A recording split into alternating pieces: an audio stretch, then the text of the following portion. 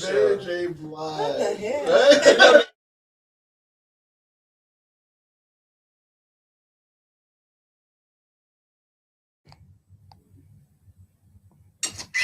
Proud family. You and me will always be tied. Family every single day and night. Even when you start to Acting like a fool, you know I'm loving every single single thing thing you do. And know that I can Always be myself. I'm loving you more And than anybody anybody else. else. You know there's no one I love as much as you. Proud family. Proud family. Proud family, they'll make you sing. They'll make you want to sing. A family, Family. a proud family. Family. They'll Push your buttons and make you want to hug them. A family, Family. Proud family. Dum, dum. Jesus. Proud family. Yes. They'll make you scream. They'll make you want to sing. They'll push your buttons. Every single one of them. That's what we're going to do today. Uh-uh. We're going to push some buttons. Welcome, everyone, to this episode of Live from the Black House. We've been taking up. We're going with this podcast, and it's all because of y'all. We have a very special guest today. Let me tell you something. Y'all don't know this, but I test people when they come here. Jesus. I put everybody through a little, Litmus a test. little litmus test. I try to see. And she's a team player. She was singing along. She knew all the words. Every single one. Every single word to the Proud family. That was that Beyonce? That was Solange. That's Solange. Yeah, that's Solange. Solange. Yes. Solange is Beyonce's sister. So and she knew she. Not the shade, because she has the Grammy. Yes, she does. She's She She has very. her own fan base. She has her Yes. own fan I went base. to her concert Yes. a couple of years ago. That you give Solange fan, like in the best way You possible. really do. And you really do. And y'all are gonna see. Let me tell you, we got a whole hoot going on today, and we're gonna do something a little different today. Mhm. I'm gonna save you for last. Okay. Oh. The So, pressure is getting yes. worse. The pressure is on. worse. We're gonna go all the way to the end over there. Jesus. Here we Our go. favorite Here foil, we go. Yes.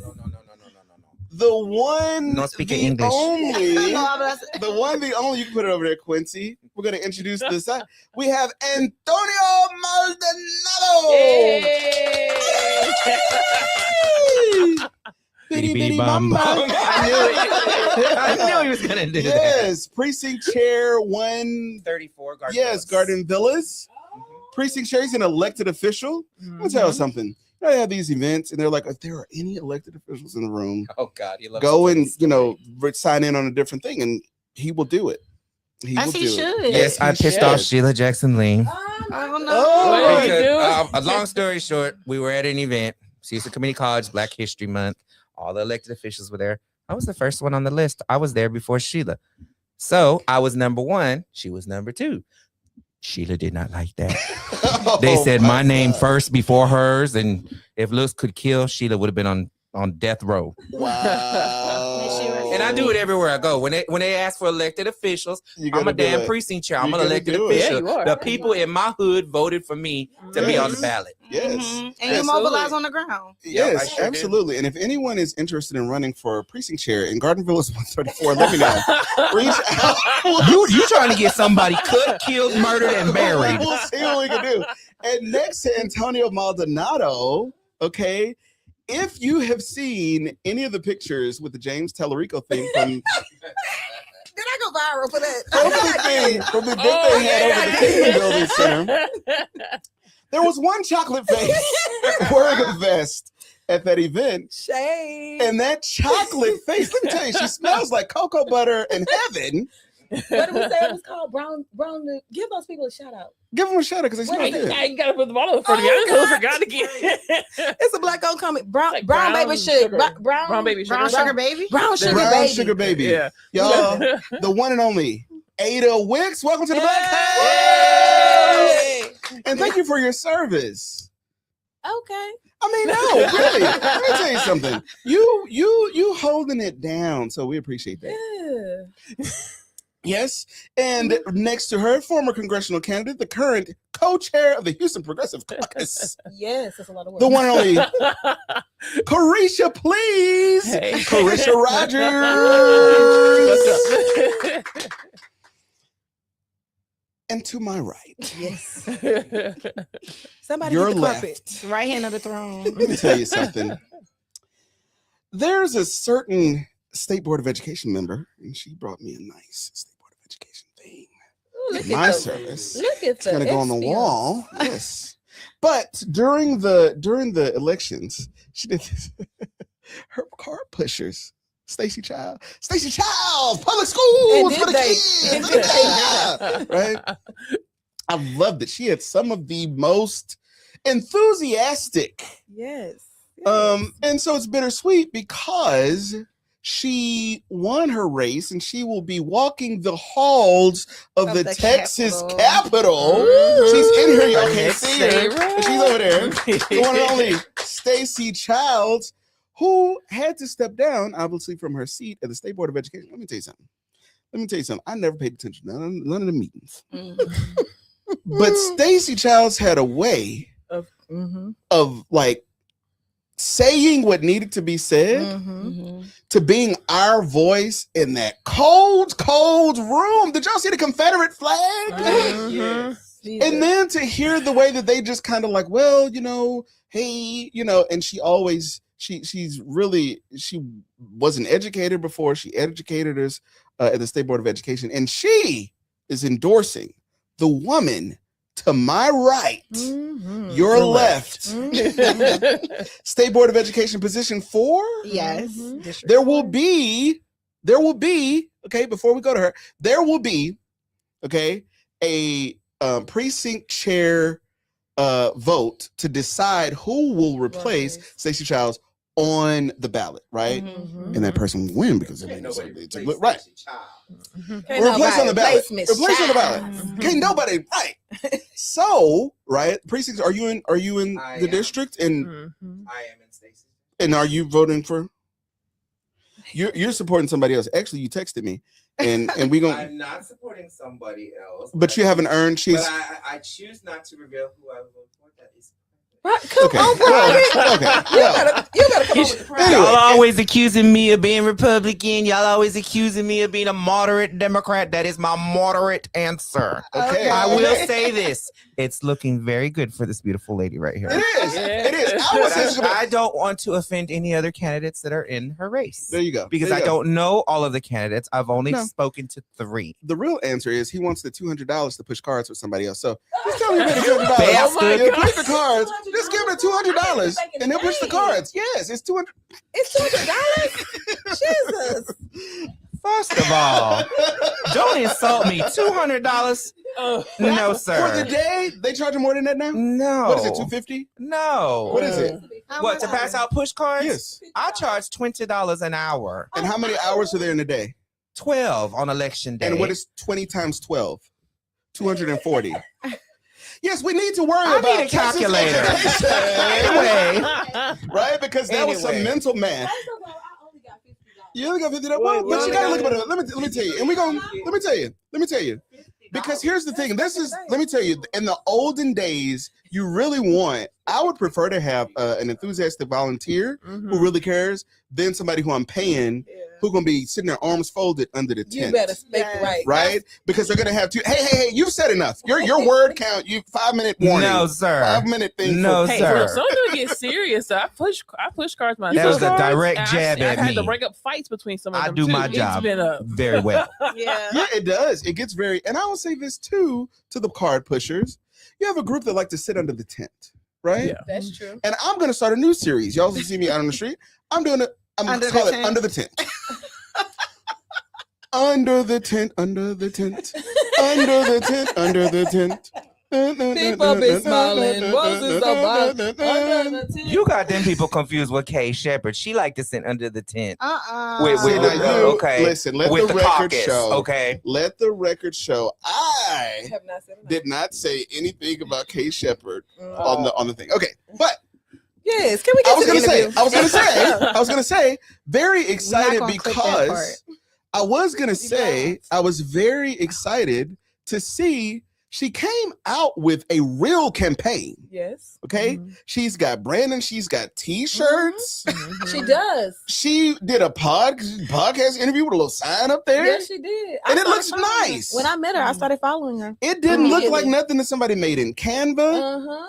You It better didn't speak the look word. like what's her name that was running for Precinct 7? What's her name? Here you Not- go shading folks. What's her name? the one that the incumbent. What's her name? Sharon I Bernie. ain't no names. I She don't didn't have a know. Microsoft Paint, Windows 95. Oh my goodness. She has a very professional side. Oh my god!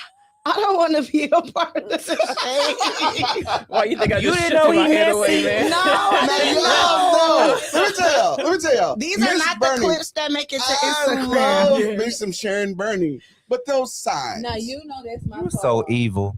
But the signs. That- You Are should you have. a poodle? I'm a Delta. You should. Oh. You're supposed to tap Just her on the the colors. shoulder and be like, "Sis, I'll make it for you. I will Yes. make it for you." It is. It is. You got the red glasses. You got the red glasses. It was, it and was I think just she's the in my color Sharon's combo. in my chapter. Like I See? see her Oh, for okay. real. So you really got to do it. But I will also say this because her mother, Zanetta Bernie, was Mhm. my aunt's law partner, Oh, okay. right? Mhm. So that's Elton E. Scott Davis, right? Mhm. And she called me one day and she was like, right? But I still had to go. I had to, I had to endorse elsewhere. Can you say this lady? Can you please say this lady's name? But to my right, We to have- my we have- right, your left, Jesus. everybody say Tashiana. Tashiana. Tashiana. Tashiana. Tucker. Tucker. Tucker. Tucker. Tucker. Tucker. For Tucker. Texas. Tucker. Tucker for Texas. Tuck her name on your Tucker ballot. for What is going on kids. now? Tuck it down. Tucker on your ballot. Tucker for the teachers. Tucker for the teachers. Tucker for the kids. Tucker for the kids. Tucker for the schools. Tucker for the schools. Tucker for you. Tucker for you. Tashiana Tucker. So, welcome to the Black House. Jesus. When you really want me, let me tell you when you won me over. When I seen you doing the obligatory precinct chair luncheon at Luby's, I said, You was pushing. We can go cards. get lunch, but everybody was invited. And I have your number, so I know you got my text. yes. Mm-mm. So tell us about this. You're running for State Board of Education. Why are you running? Girl, I mean, to come behind such a powerhouse like Stacey Childs is quite the mantle to pick up. But honestly, and I say this as humbly as possible, I'm more than prepared and equipped. Long before I met Stacey in 2023, my life had been preparing me to be an advocate and to be a champion for young people who deserve a high quality education. And to your point, I've been running a real campaign trying to show you all and tell you all not only what I'm capable of, but what I've already survived and what I've already been able to resist. I don't come from pedigree or political adjacency. I come from survival and resistance. I'm only second generation literate. So my mother and her sister are literate. My father is literate and generations underneath me are, but the lineage that I come from, they weren't trying to go vote. They were trying to figure out how they were going to feed our family and make it out of the projects and things of that nature. So I sit at the intersection of everything that the education system got right and everything that it got wrong. So to be a first generation college grad, to be face to face with the school to prison pipeline, not in theory, but in practice through my father's lived experience, it has been unctioning and creating this passion for me for education. So when I was 5, and I shared this story today, but just in case y'all ain't been keeping up. Can you put it up, Quincy? When I was 5, entering the classroom, my father was 22, entering the criminal justice system. And we look just alike. And when Quincy puts up the picture, you'll see that's my twin. And we're equally both brilliant. And I say that humbly too. But I've had enough educators to pour that into me that I also say it boldly. I'm quite brilliant. And I've been able to navigate life in a way that has afforded me opportunities to step into rooms and be in spaces like people like yourself and like Stacey Childs. But the boldness that I possess is because I watched systems take away life from my father. So I always knew that I had to live and do anything and everything that he couldn't do. And when he was 22 when he got incarcerated, so he did not have that much wisdom to pass along to me as no 22-year-old does. You think you're grown at that age, but you soon realize that you don't really know too much about nothing. But what he did know was that, Tashiana, you have to take your education very seriously. And he looked me in my eye. We talk about this all the time, and he said, "Do never make a decision that will change your life forever," because his life changed in a matter of 3 minutes, and that stripped him from our household, that stripped him from my life in real, in practice, in real time out here with me. But he's been raising me behind those prison walls. He got to see me graduate from Spelman in 2020 in the height of the pandemic. And all of that, again, I say, it made me passionate about education because it was my vehicle of opportunity. No one could place me here. No one could bring me to Houston. My mom spent her last $93 to send me to Spelman, Spellbound. So that's the introductory program that you get to go to. Shout out to Spirit Airlines, because I wouldn't have been able to go. And I'm so happy. I'm so sad that they no longer exist, but I wouldn't have made it to Atlanta to go to Spellbound had they not had that affordable ticket, because my mom literally had $93 and my ticket ended up being like $89.97 or something like that. And she sent me to Spellbound.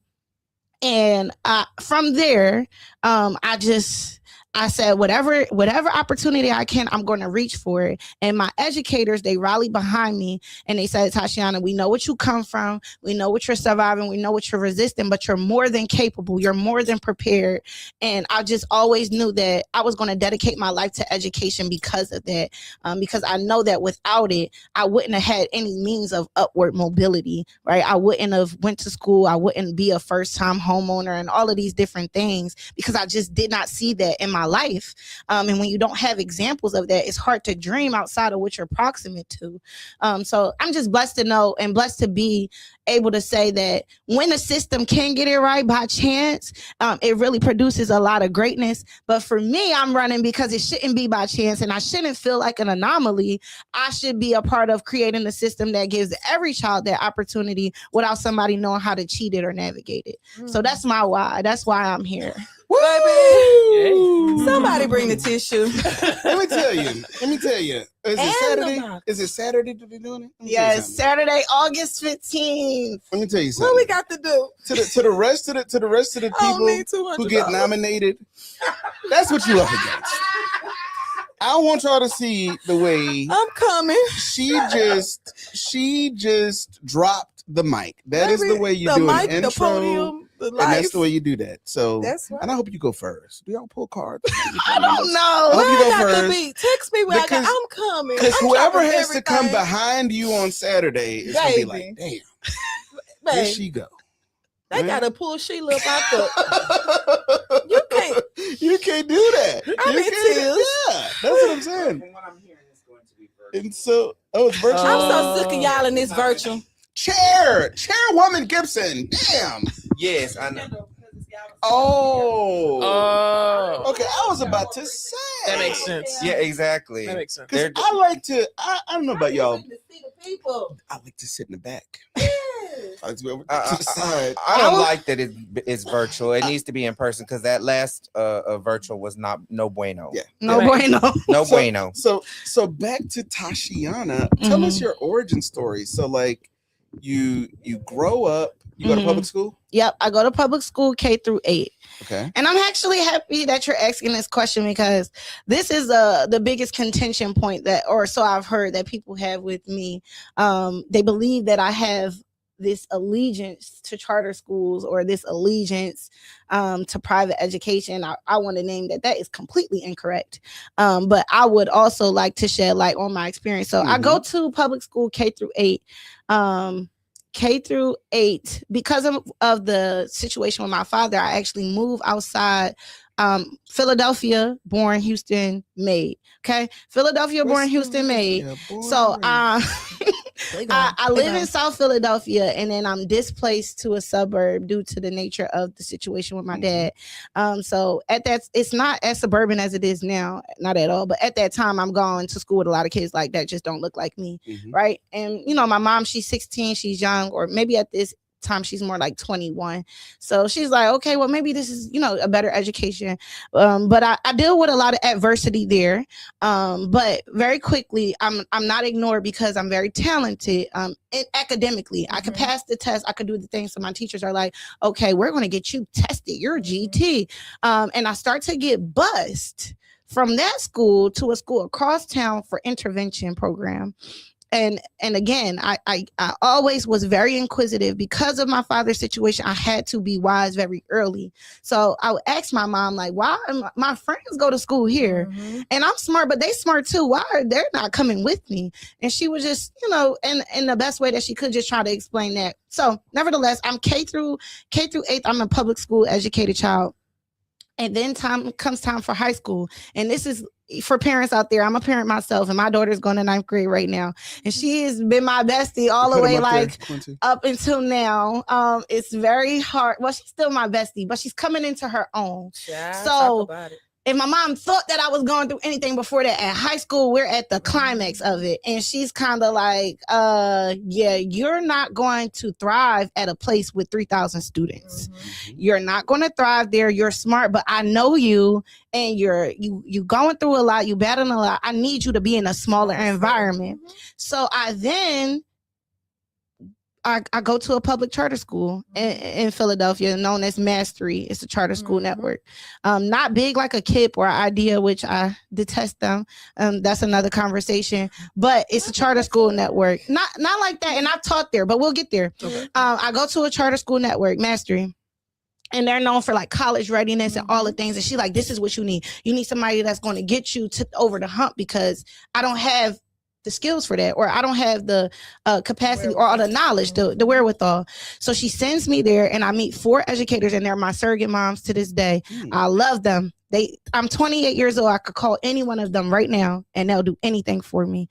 They really rallied around me, and they helped me navigate all of that internal stuff I had. So I'm passing the test, but mentally and emotionally, like many of our students, I'm struggling with a lot. I'm struggling with my dad not being there. I'm struggling with me and my mom's relationship. We're growing up at the same time. I'm just struggling with trying to navigate all of that. But they really championed me, and they said, okay, they told you was talkative all the time on the report cards, but actually you have a gift. You have a speaking gift. We're going to cultivate that. Oh, you want to be a lawyer? Oh, you're going to be. We had an internship requirement, so they didn't have that at my school, that specific placement. They said, we're going to connect you with people. Now we're going to show you how to network. And I got my first internship in the 10th grade. Miss Fanita, she's still a part of my life. So all of that happened at my public charter school. And for me, that was a safe haven. And for me, that was an opportunity that I would not have gotten at a school of 3,000. I don't have any confidence in that. So I think to name it plainly, I do not agree with vouchers.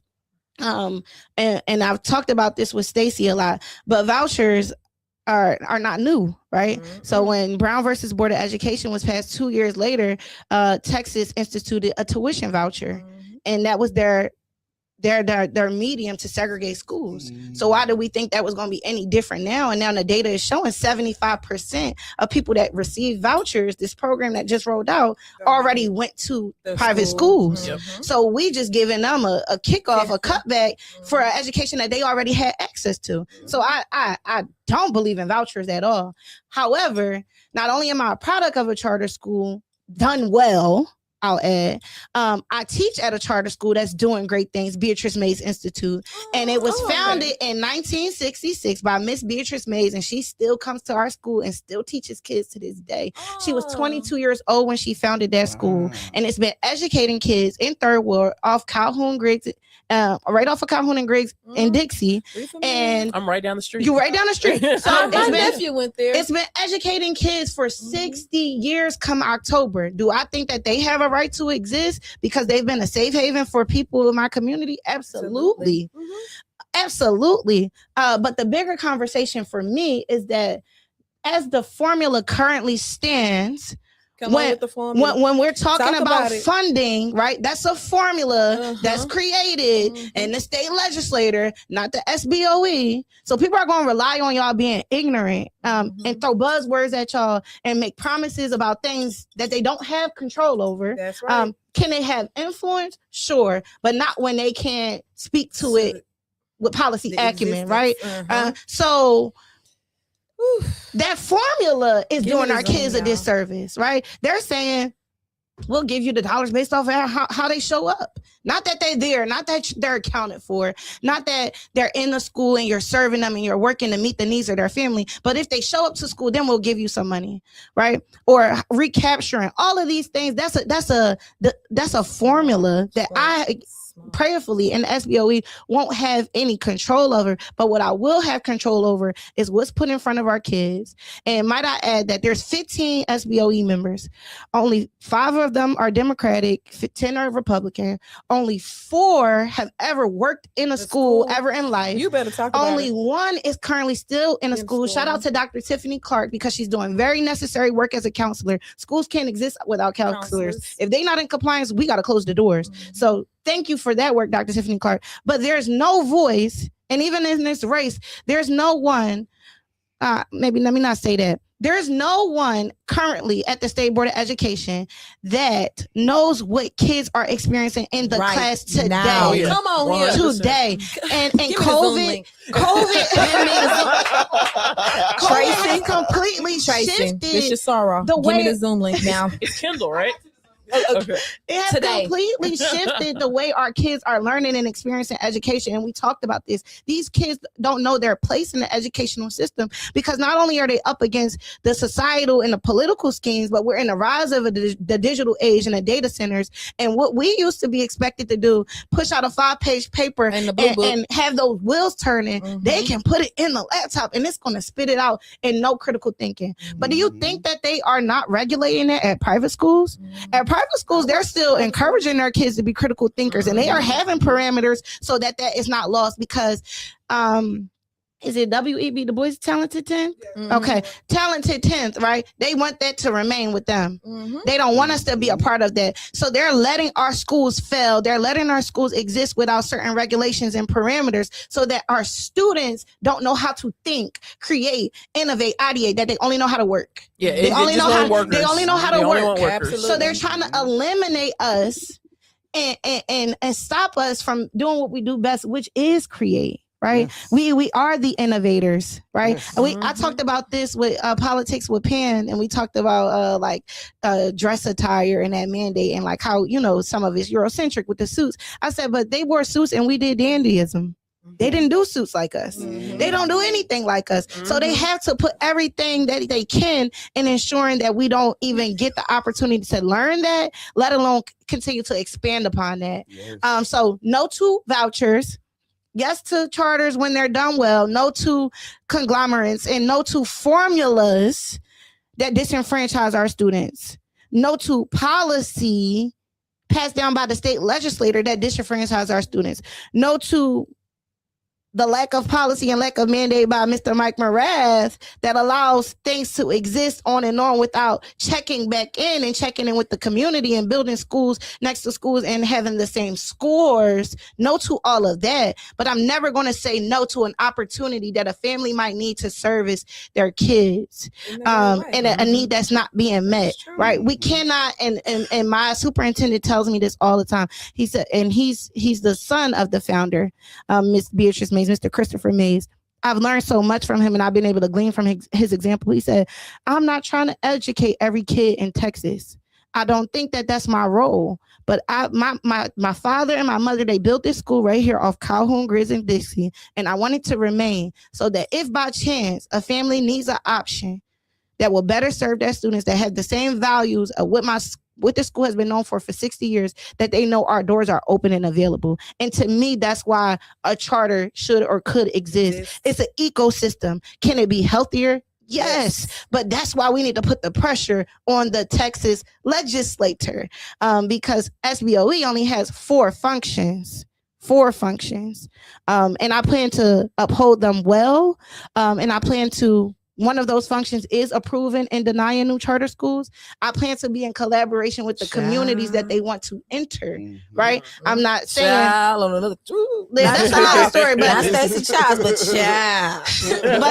but that's where I stand with that. And I just hate the misinformation. Sometimes for me, it feels very anti-black and brown to say I hate charters, because that's where a lot of people that are black and brown go. Yeah. But I hate schools that don't service kids well. Yeah. And I hate policies that disenfranchise schools from being able to serve kids well. And I think when we stop working in opposition and we really can actually have an honest conversation, right, then we can actually move forward. But they like to keep us polarized. They like to keep fighting. We won't get nothing done. I had a conversation with another candidate, and we were talking about how charter teachers are not allowed in unions. And I'm like, if you contribute to TRS, you deserve some representation. I know. If you ever needed it, You better speak on the life of the Lord. So I work with teachers at BMI who have taught, and I'm not, some people say I've been in education for 40 years and they went on to be a principal and they've done admin and they've done curriculum review, and those things are beautiful. But I worked alongside educators who stay in the classroom for 20 plus years. My mama stayed 33. And shout out to your mama, Miss Etta, because when you can say, I'm going to stay on the ground, like precinct chairs, I'm going to stay on the ground and mobilize and ensure that these kids have what they need, because I know what they're up against because I came out of it. And that's, for me, that's my biggest qualification. I might not have the most degrees. I might not have the most experience that you're looking to see, but I know what kids are up against because I came out of it and I've pulled them up alongside me, right? I pulled them out of COVID slide. I pulled them out of, teachers, we wear all hats, out of emotional frustration. I pulled them out of being criminalized and demonized within the school system and stopped kids from being expelled when I worked at other networks. I won't, So, this is right. So I know what they're up against, and who better to be a champion than someone who has worked alongside them. And I'm a forever student.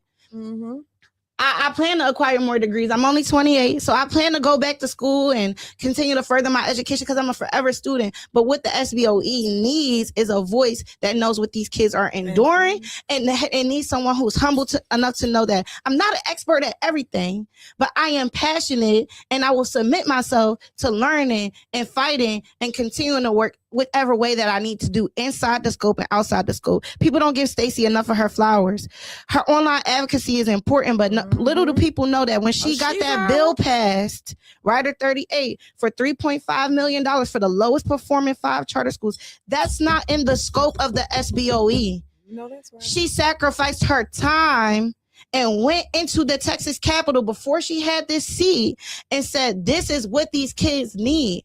I'm writing this curriculum, I'm reviewing these standards, and it's not enough because you're not resourcing them. So where these kids are failing at the worst, you need to invest in them because those kids deserve a quality education. That's going outside of the scope. And I had a front row seat to that. So do you think that did not light a fire in me to continue with that same level of intensity? You're silly.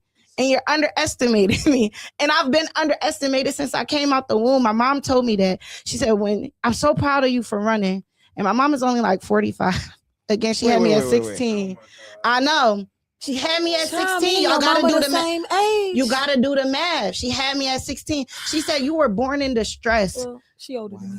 With the cord wrapped around your neck so many times, you wasn't supposed to make it. So the fact that you're here and you've defied everything that they threw up against you, they thought you were going to have learning disabilities, and you always the smartest in the room. So the fact that you defied everything, you have an obligation to create more opportunities for other young people. Yes, that's me. Right there. Tell us about this girl right here. That girl.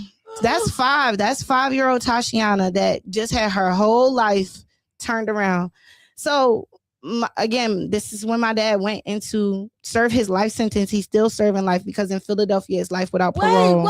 I sure thought the daddy was free. No, the daddy is not free. Oh, Lord. But the daddy is free through me. That's right. He's free through me. He's free through me for sure. Now, how He's we, free how through we get me. off the Zoom? How we get off the Zoom? Yeah, no. He's free through me. So everything I do is for him because he was a disenfranchised student.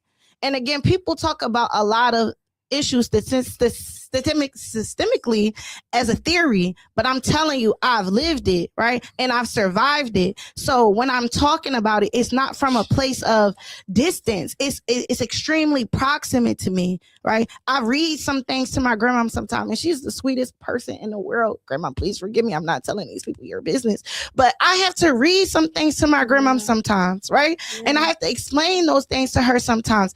So I'm not talking from distance, right? I'm talking from proximity. I'm in a classroom with kids who started school during COVID, right? I see that they're not multiplying. The standards are written in a rigorous way. Yep. I spend hours decoding that stuff to make it accessible to my kids so that they know it's not bigger than you. I'm obligated to write it on the board. Imagine walking into the room and somebody having something on the board and you don't understand what it's asking of you. You feel incapable.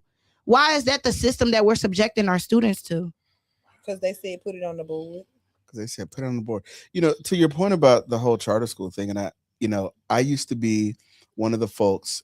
There was a T-shirt that was created back in 20. Let me see. When did I leave? I left Houston 2015. So this would have been 2014, 2013. 2014. Do y'all remember the Beckers? Sarah and Ben Becker. Haven't seen them around. Do you remember them? That was before your time too. But they were two. They were two white. You got to say the H. White. There were two white, like educational enthusiasts, right? And we had a thing, and I created the T-shirt. It said, "No charters, no partnerships, no closures." I think I remember that. Yeah. It was a great T-shirt. It was yellow. I've always been into fashion a little bit. Always been fly. Always been fly. Been fly. So the thing that really caught me, I had to think about my own story. My mom was the manager at Crestmont Village Apartments on Selinsky. So we didn't have to pay rent. And they took that money and they sent me to St. Agnes Christian Academy on South Acres, where Gene A. Moore was the pastor. And my all my teachers were black. I only saw black teachers, and I only saw greatness from my teachers, and greatness was expected of me. And it was really cool because it was a community. Now, we didn't go to St. Agnes, the church, but the rest of my class, for the most part, they went to St. Agnes. So their teacher went to church with their, right? Yeah. So it was a totally different experience. There were 12 people in my first grade class. Your teacher knows you at a totally different level. Talk about it. So eventually something went on and my mama wasn't the manager no more. And so when it was time to go to middle school, by now we're living in the Southwest Side, and I was zoned to Welch. And I remember hearing my mom talk about Welch. She was afraid of sending me to Welch because of what she had heard about Welch. She should have. So you know how they do at HISD? There's like, you got to basically play the lottery. You got to pick some numbers. And you got to, they're like, what's your first choice? What's your second choice? What's your first? 10 choices. You get 10 choices. Come on. And I remember T.H. Rogers was number 1, and something else was number 2, and something else was number 3. Didn't get none of them. Gregory Lincoln. I don't remember which ones. I remember T.H. Rogers though. And so instead, we applied for me to go to the Girls and Boys Preparatory Academy. Nikki Leland? Boys and Girls Preparatory Academy. It was on the Southwest Side. It doesn't exist anymore. But Carol Sally was the superintendent. Kimberly White, then she was Washington, then she was white again. That's another story, but we're not going to get into it on this podcast. And and it was such an experience. It was a charter school. I had to wear shirt and tie to school every day. Oh yeah, I know this. Yes. Do you know what it does to your self-esteem when you wear a shirt and tie to school every day? When Mr. Lateef teaches you to tie a tie. Tie. Mhm. Mhm. When In you're class. taught to sit up straight, when Mhm. you're taught about your history by people who look like, Like you. Mhm. You take so when much you're more taught by pride. people who understand Mhm. Mhm. what the fight is about and know how to come here, how to calm you down, right? Mhm. And then I would get into the high school for law enforcement. Mhm. I went there for 3 years and they put me out. Not the put out. They put, let me tell Darrell, you, what you do? let me tell you, I was mischievous. I was mischievous. And they couldn't take out that And back in the day. They well, never I was supposed to do the type. I'll give you a quick story. One of my teachers, Don't say Darrell. one of my teachers, really quick story. She was the English teacher, and she was going through divorce at the time. Mm. And well, because we knew the You know he student- messy. Okay, can you pull it from him because I'm trying to do the clips. Okay, no, stay your thing. So I'm in the 10th grade, and long story short, we have to turn in this paper, and she's like, "Don't use the ruler on the Microsoft Word. Mhm. You need to print it out, and you need to use the ruler yourself." Mhm. And then she had this weird way of numbering us, and it was just a lot going on. Mhm. So she gives us this assignment, and like nobody made over a 60. Mm. And she's berating us and this and that. And I could see, if I wasn't a podcast host, I could have been a therapist. I could see, in my opinion, right? There was a little more to it. So I raise my hand after Mhm. she's finished, like, and blah, blah. And I say, "No offense, Miss," and I almost said her name. She's still alive. We're Facebook friends. I say, "No offense," but if you know the high school for law enforcement. Yeah. I say she drove a green Honda Come on, don't tell her Accord. that car. Okay. I said, "No offense, but if the teacher gives the students a test that she prepared them for and they all fail it, it says more about the teacher Then than it the does the students." student. And They everybody put was you like, out. "Oh, Drop the mic. right? Yeah. So she tried to write me up. For She didn't She try. tried She to write probably me. No, this is why she tried to write me up, because I went to Dr. Morris, who was the principal. She was the founding Mhm. principal at the high school of law enforcement. And I said, "Dr. Morris, I don't know if it's a personal vendetta, but this is what happened, blah, blah, blah, blah, blah, blah, blah, blah, blah, blah. I wasn't going to get to go on a field trip, right? Wow. So that was the first domino to fall. And from Mm. then, because she was very connected, and the next thing you know, none of the teachers liked me, and I'm at Westbury High School for my senior year. But back to the story. No, but that's what's happening in our school. It is. It does happen. It does. It But does back to the happen. story, I had to think about, because I don't know about you or Mhm. anybody here, but I'm a member of a group called the Fish Don't Fry in the Kitchen Club. Mm. Okay. The fish don't burn in the kitchen. You don't fry the fish in your beans kitchen. don't burn on the That's grill. a song. In other Okay. words, I'm like on some rich nigga shit a little bit. Okay.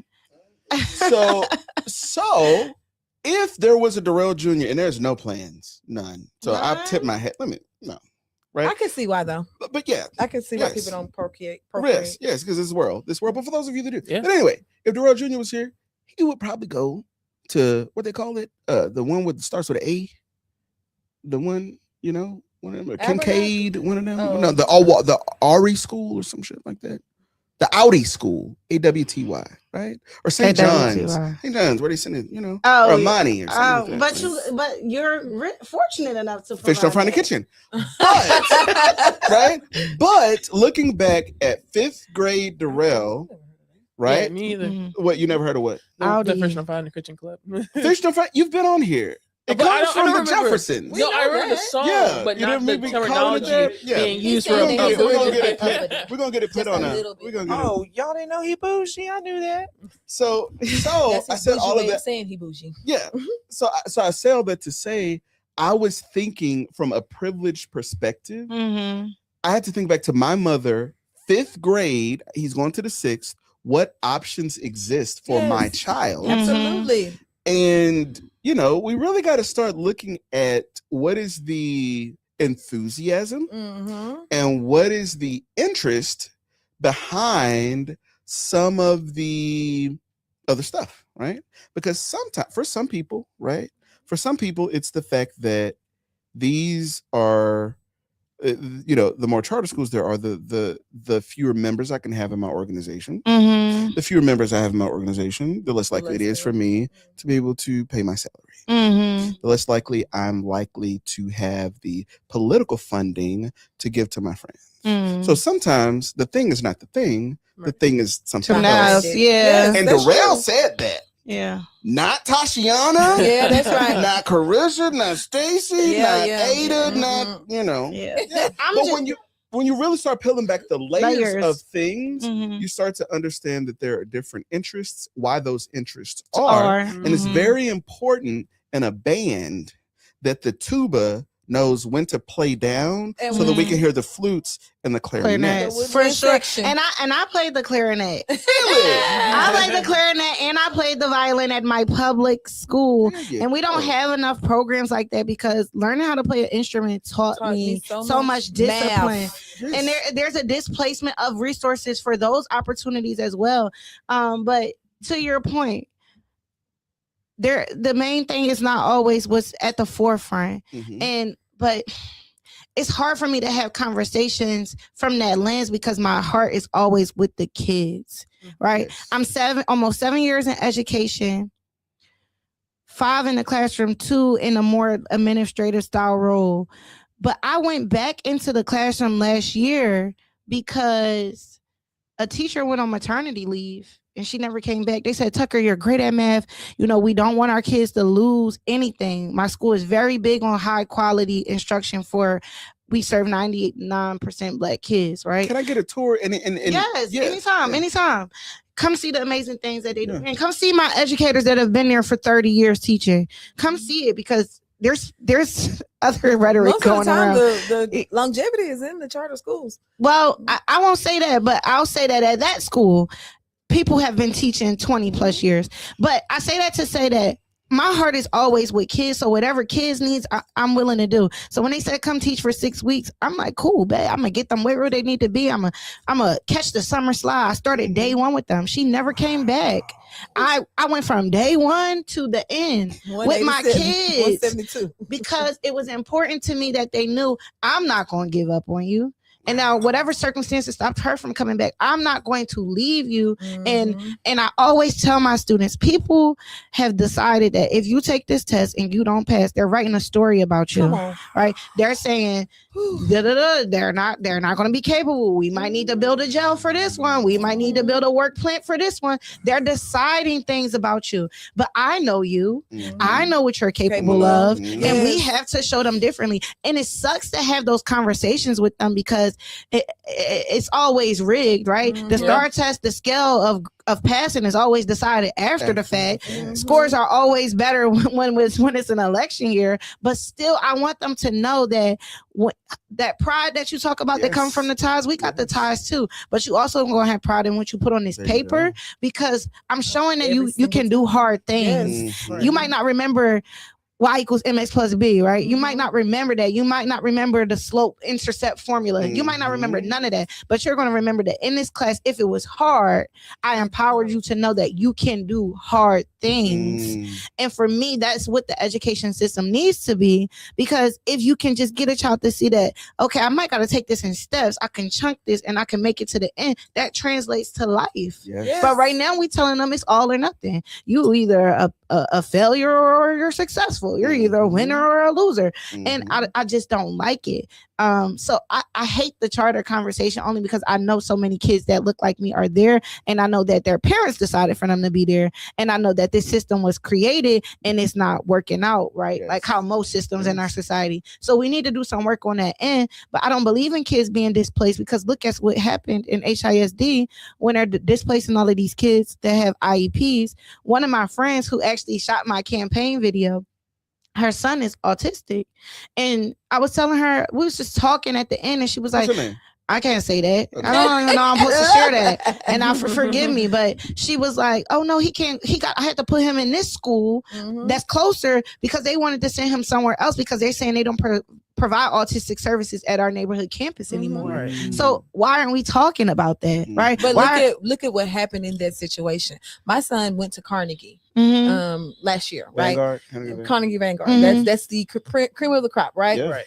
What did they do to Carnegie before they made this HISD switch? What did they do? Make Carnegie a what? Charter. Because why? Let's do some percents and some numbers. How many of those students at Carnegie have a 503? Wow. See, we don't really know about the whole story. Mhm. So how many of those students there? Because it's a 504, known thing. 503. 504, Mhm. 503s. How many of them have IEPs?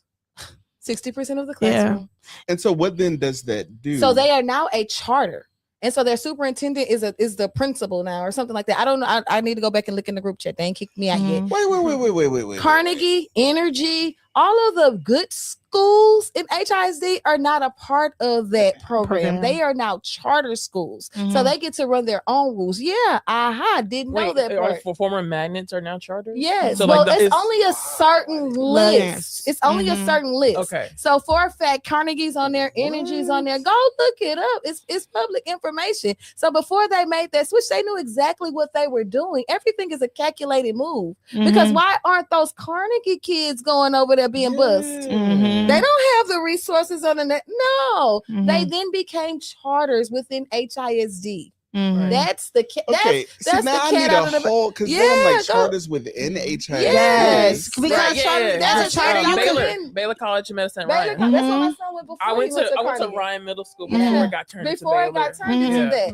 They So are you can charters. charters can operate under their own independent school or district under. or under HISD. Mhm. So the idea is that they have See, while we talking about all this Mhm. public education, we really don't know until you learn the system. It's Yeah. The crazy. system. So while people bash charter schools, HISD has 12 charters before this whole mess. Before that, HISD had charters before that. But also, there's Mhm. so many layers to this. It's not Yes. just a cut and dry situation. Yeah. It gets lost then- in translation of that. But Uh-huh. I look at situations like I don't know if y'all know this, but at McGregor Elementary School, Uh-huh. they have a band. Yes. Okay, they have a very good band program. Like, and I was shocked. It's probably I've been a gonna get cut. fan of it for a while, and in fact, one of my best friend, Maisha Smith, she's getting married next month on the 27th, and everything is wedding. But her niece was in the band at McGregor, so I'm Mhm. like, oh my gosh! And I happen to be scrolling Facebook, and I see her at William Thomas is the band director there, but it is no longer. And I saw that post, and I was like, wait a minute. You're not at McGregor anymore. You built that program. Mm-hmm. You They were probably- doing something that I haven't seen it lately. Back in the day, that is what elementary programs looked like. And he didn't give any rhyme or reason. He was just like, he's no longer there, and he's looking for an opportunity to be at a band. And I'm like, it's amazing band. How would they let him go? Mm. What does that system look like where this guy is no longer at McGregor? Mhm. Like, I Not don't get it. funding. Because That they're is under the NES system, they probably don't have enough funding to fund those different things. Mhm. Like they Anything cut a lot of extracurricular. Speaking of Yeah. NES systems, so my son, I'm in a blessed and blended family, and our youngest son, he lived with us full time last year. His mom lives like in a rural part of Texas, so like McAllen, Mhm. right? So he came to live with us full time last year, just family things, and we put him in Reynolds, Mhm. which is an NES school. Mhm. My husband is lived in Houston since he was 18 months old, but he's originally from Jamaica, right? And proud graduate of Milby High School. He has a trade, Oh. so he works odd hours. He goes to work at 4:30 in the morning. So I say that to say that Reynolds was the best option for For our his family, family. Yeah. right? He can go to school NES model at 6 a.m. Mhm. because they do morning intervention. Wait. 6 to wait. 7:30. Yes. That's one reason why I had Wait. quit. They put me Yes. on Mondays and Fridays. Yes. Yeah. But Yeah. I for was- for our for- communities, that right? Especially works. like a Reynolds, when you work, it's almost That like works for getting them. free childcare, Mhm. right? 6 a.m. So- to 7 p.m. I'm such a helicopter mom. It was not going to be the best thing for him to be at school with me. Mhm. That was a balance I was trying to figure out. And again, it worked best for our family. So that's an NES school. My son lost 3 teachers in the first grade. 3 teachers quit on him I quit. because of that model. I quit on right? school night. I believe you. And they were, from what I know, they were great teachers. They were Yeah. kind. Every time they came in, I'm like, Mhm. this is what he Yeah, needs, trying to be that yeah. collaborative parent that I always want. Yeah. They quit. What was it for you that made you say, you know what? that this is it. Well, the first day, I don't know if I should say this, Oh, but please it don't do. matter. This is the place we do that here. The first day, the man in charge, I shall not say his name. It is first day, day one. They have new teacher orientation. He said, if you're gonna take a day off, then you get the hell out of here. What the Mhm. hell? I had said, And you can't take them more than 2 days off in a row. what you mean? So that was day one. Day two was the meet the teacher night. My classroom was gonna be by the outside door, the exit door. First parent came in. She was like, "Oh, he's not potty trained, so I'm gonna get him here about 9 o'clock, and I'm gonna pick him up by 2. And if he boo boo, you could just get the diapers. Woo woo woo." I said, "Okay, all right, okay, all right." Second child, he was like, "Oh, he's nonverbal. He's this, he's that, he's this, he's that." Okay, okay, okay. Third child, oh, she bites people and she da da da da da. Fourth child, she does this. I said, okay. So then by this time, I'm looking for the SPED department because clearly we need to start. Oh, so you're not a SPED teacher? No, I'm not. I'm regular kindergarten, regular kindergarten, Wow. regular. 500 sight words. So yeah, 500 sight words. We got to start writing and teaching on the first day. Okay, cool. By the 7th child that had a problem, I am now looking for the SPED person because this is a joke at this point. Even in the charter section, like you have somebody coming in. Mhm. The SPED lady said, "Oh yeah, I knew all that was happening. I'm quitting." "Oh no! You're not finna quit and leave me with this battle by myself." That's okay. She packed her bag. I packed my bag, baby. I went home. And that's Thank another you so thing. much Another for thing they this like to say opportunity. about Goodbye. charters Go ahead. is that we don't service students on IEPs. And I had a classroom of BMI is small, so we like to keep our ratio low. So I had 20. 25. Giraffe jargon. BMI is the name of the school. Oh, sorry. Okay. That is Now come on now. Beatrice Mays. Mays Institute. I listen slowly. Beatrice Mays Institute, affectionately known as BMI. We like to keep our ratio small. So I taught 5 classes and then 2 6th grade, 3 7th grade classes. Jesus. Right. I taught across grade levels last year. One of my sixth grade classes, I had to service 25 students. 13 of them had IEPs. Mm-hmm. So when people say So when charters the person out there that doesn't know what an IEP is, that means That's special education. yes, They have an individual evaluation plan. Mhm. So basically, they may have whatever spectrum of diagnosis, Mhm. and there are accommodations as a teacher that I am legally bound to. And it could be something as simple as this child needs to sit near the board. This child needs frequent reminders. This child needs extra time. Okay. This child has ODD, oppositional defiance disorder. So he might just buck up at you and not want to comply just because that's how his brain is wired. So we have to be sensitive to all of those or needs. he may need extra time on his test. Test, He may yes. need to read aloud. okay. So Mhm. to rewind, you have 25 students. 13 with IEPs in one of my classes. So how do you remember that With this your one needs binder. to sit? That's It comes with your you just teaching, have though. to, yeah. It comes with teaching. Can I ask you? Because I remember I've never been on the other side. Mhm. Right. I graduated in 2005. Mhm. High school? Yes. Jesus, Mhm. why am I so old? 2005. And I turned 40 next I month. graduated in 2016.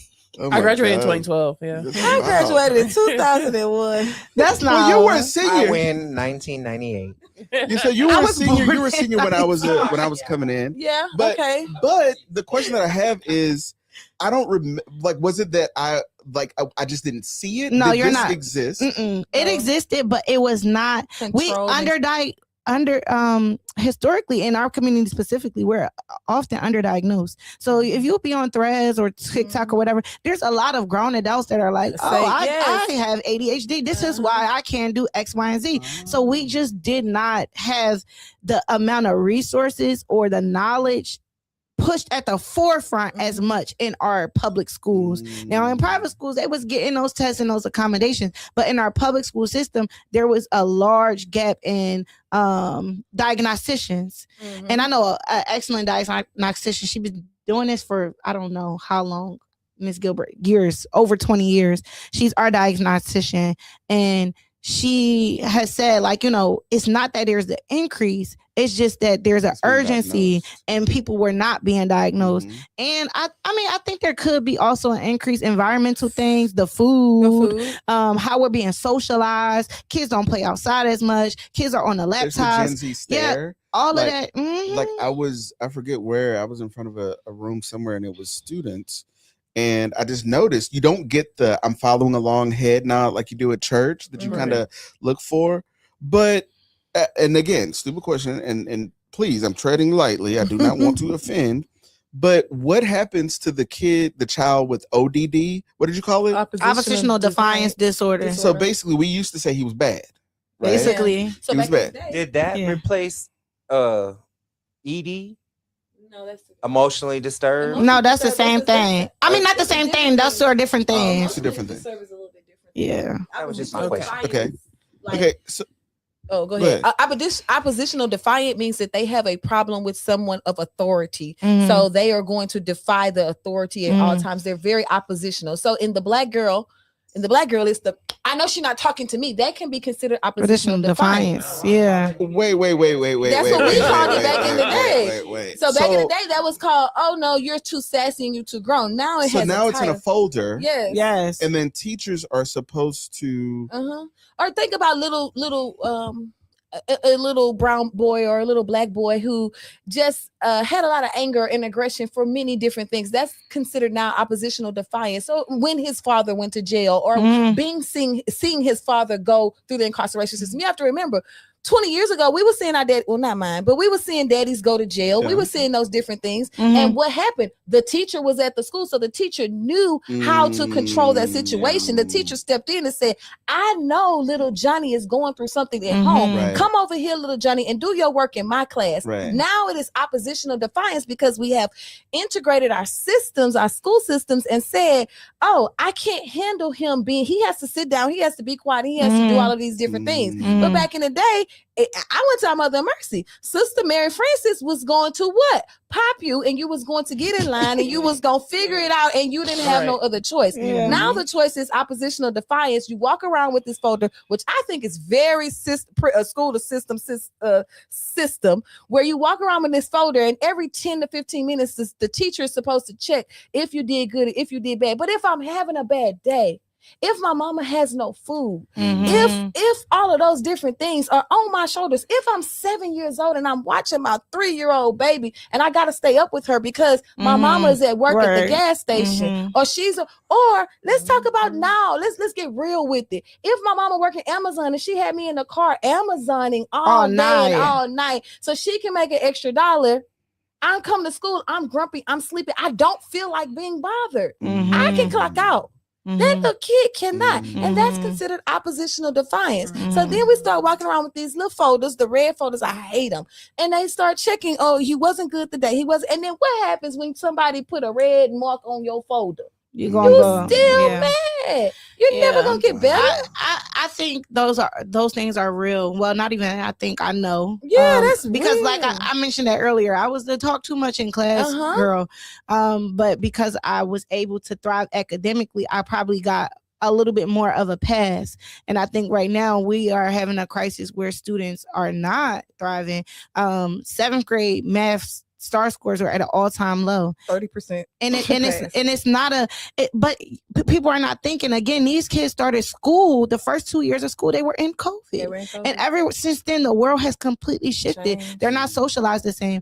And I don't agree necessarily with the popping, but I do think communally, we used to, I was raised by the people on my block, right? People were allowed to correct me. People were, my village was involved in cultivating me, especially having a teen mom.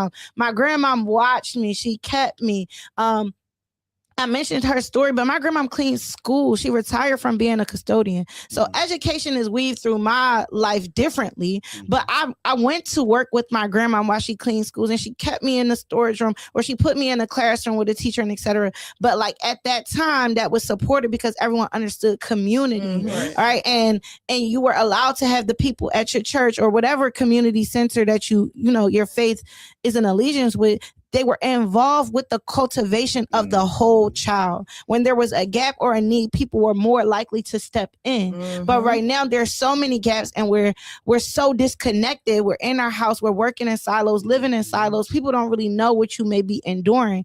And somebody said that I advocate for charters, but no, I was director of advocacy and community engagement, advocating for my parents, advocating for them to know this is what's happening in the schools and you have a right. I would bring Stacey in and she would do town halls and she would say, these are your elected officials. This is what they're supposed to do for you. You're supposed to, by law, as a parent, have access to your child's curriculum. The schools have to provide a parent link. That is policy.